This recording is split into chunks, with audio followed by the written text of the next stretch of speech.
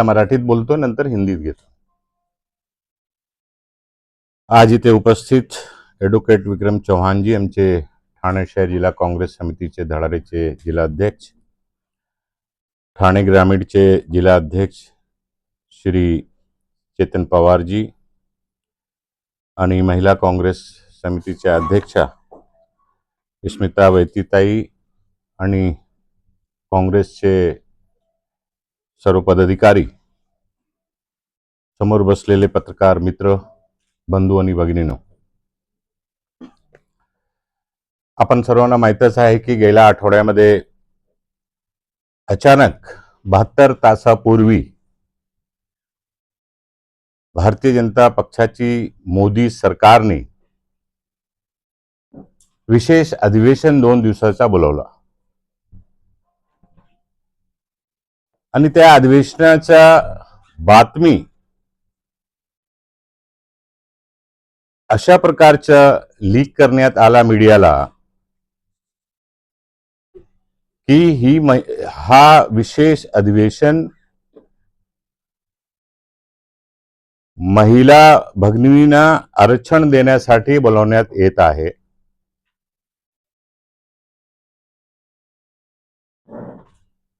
जर मोदी सरकारनं महिला भगिनींना आरक्षण द्यायचं असते तर मला असं वाटतंय की त्यांनी जसं 2023 मध्ये सर्व पक्षी नेत्यांची बैठक बोलवली असती, चर्चा केली असती, बिलाचं स्वरूप काय असणार आहे त्याच्यावर चर्चा केली असती आणि समर्थन मागितलं असतं,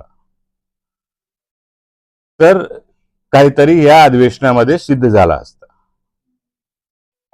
परंतु मोदी सरकारला महिलांना आरक्षण द्यायचं नाहीये,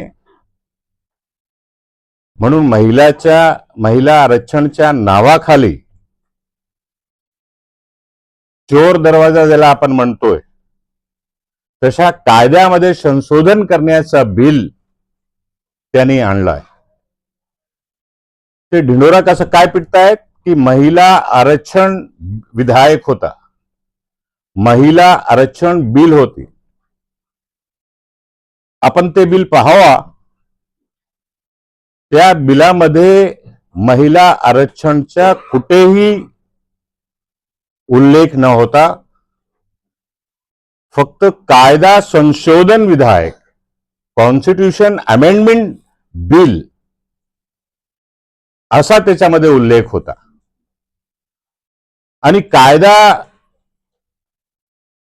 कायद्यामध्ये संशोधन करण्याचा जो बिल होता तो देशाच्या संविधानाला, देशाच्या लोकशाहीला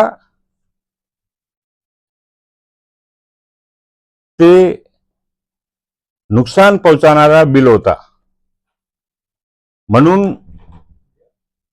आणि त्या बिल आणण्याच्या अगोदर काँग्रेस पक्षाने, सर्व विरोधी पक्षाच्या नेत्यांनी मागणी सुद्धा केली की सरकारने या विशेष अधिवेशनामध्ये कुठला बिल यांना आणायचा आहे. आणि नेहमी आपली एक पद्धत असते लोकशाहीमध्ये, लोकसभा असो किंवा विधानसभा असो, कुठलाही अधिवेशन असेल, रेग्युलर अधिवेशन असेल किंवा विशेष अधिवेशन असेल, अधिवेशनाच्या अगोदर बिझनेस ॲडवायझरी समिती असते, त्या समितीची बैठक होत असतात आणि त्या बैठकीमध्ये चर्चा होऊन कुठली बिलं आणायचं ते सगळे निर्णय होत असतो. परंतु ह्याच्यामध्ये कुठलीही प्रकारची चर्चा न करता मोदी सरकारने ही 72 तासामध्ये बिल आणली. कायद्याला धरून हा बिल न होता, लोकशाहीची हत्या करणारा बिल हा होता. म्हणून सर्व विरोधी पक्षांनी इंडिया गठबंधनमध्ये सामील आणि बाकीचे सुद्धा जे खासदार होते ते सर्वांनी निर्णय घेतला की आम्हाला या बिलाचा विरोध करायचा आहे, या बिलाला पास होऊन द्यायचं नाहीये.